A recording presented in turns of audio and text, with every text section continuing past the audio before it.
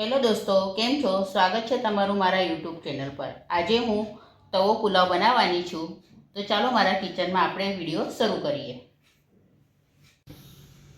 હવે આપણો આ પુલાવ થઈ ગયો છે। ઉપરથી આપણે સેજ ધાણા નાખીને હવે બધું બરાબર આપણે મિક્સ કરી લઈશું।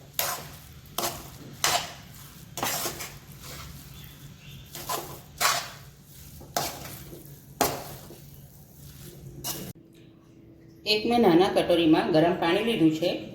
એમાં આપણે લાલ મરચાં, આ મેં બેડગી મરચી લીધી છે, એ આપણે આ ગરમ પાણીમાં નાખીને 15 મિનિટ માટે આપણે આને ઢાંકીને મૂકીશું। મેં એક નાની વાટકી ભરીને પુલાવ બાસમતી ચોખા લીધા છે, એને 15 મિનિટ માટે આપણે હવે પલળવા દઈશું। મેં 3-4 પાણીથી ધોઈ લીધા છે। હવે આને આપણે પલળવા દઈશું, એટલે સાઈડ પર મૂકી દઈશું। હવે એક તપેલીમાં મેં પાણી લીધું છે, હવે એ ઉકળવા લાગ્યું છે। હવે એમાં આપણે લગભગ 1.5 ચમચી જેટલું મીઠું નાખીશું। અડધી ચમચી જેટલી આપણે હળદર નાખીશું।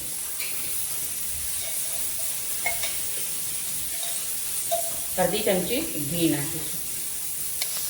હવે આપણે પલાળેલા ચોખા નાખીશું।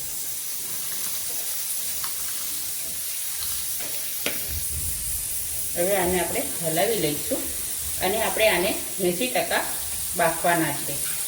હવે આમાં હું વટાણા પણ નાખી દઉં છું। હવે આને આપણે બફાવા દઈશું। હવે આપણો ભાત 80% કૂક થઈ ગયો છે। હવે આપણે એને ચાળણીમાં કાઢી લઈશું।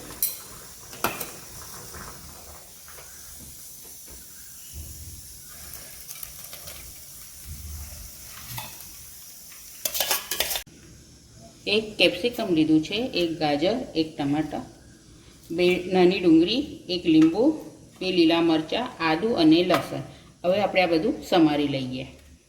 હવે એક મિક્સી જારમાં મેં પલાળેલા લાલ મરચાં, લસણ અને 1 ઇંચ જેટલું આદું લીધું છે। હવે આને આપણે વાટી દઈશું।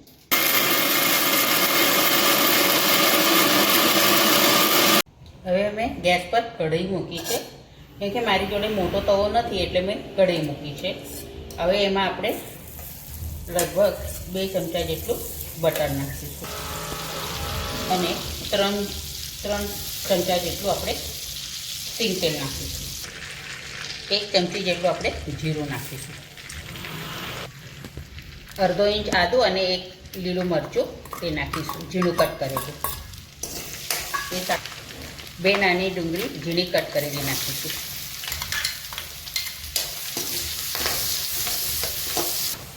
હવે ઝીણું કટ કરેલું ગાજર લઈશું।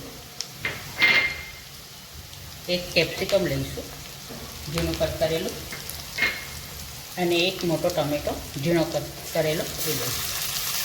હવે આને આપણે હલાવી દઈશું અને 1-2 મિનિટ માટે થવા દઈશું।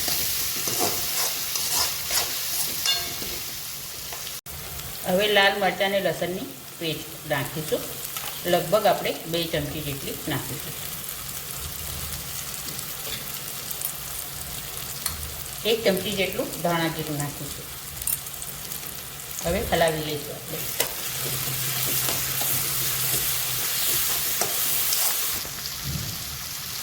એક ચમચી ભરીને આપણે હવે આમાં પાવભાજી મસાલો નાખીશું અને 2 નાના બાફેલા બટાકા। હવે આ બધું આપણે મિક્સ કરી દઈશું।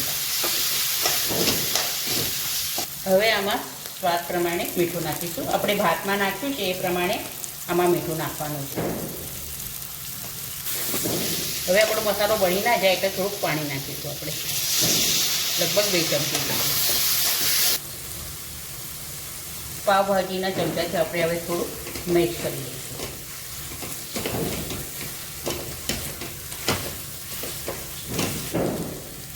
હવે સહેજ લીલા ધાણા નાખીશું આપણે। હવે આમાં આપણે આ જે ભાત બાફી લીધો છે એ નાખી દઈશું।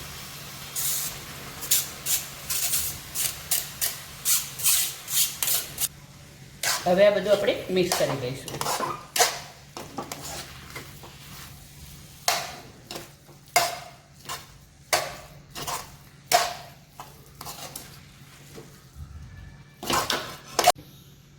હવે આપણો આ પુલાવ થઈ ગયો છે. ઉપરથી આપણે સેજ ધાણા નાખીને હવે બધું બરાબર આપણે મિક્સ કરી લઈશું.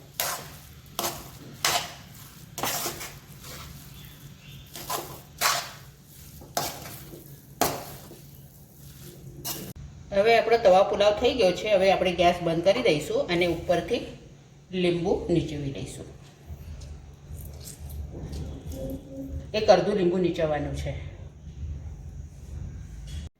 તૈયાર છે આપણો તવો પુલાવ. આજે મેં તવો પુલાવ બનાવ્યો છે.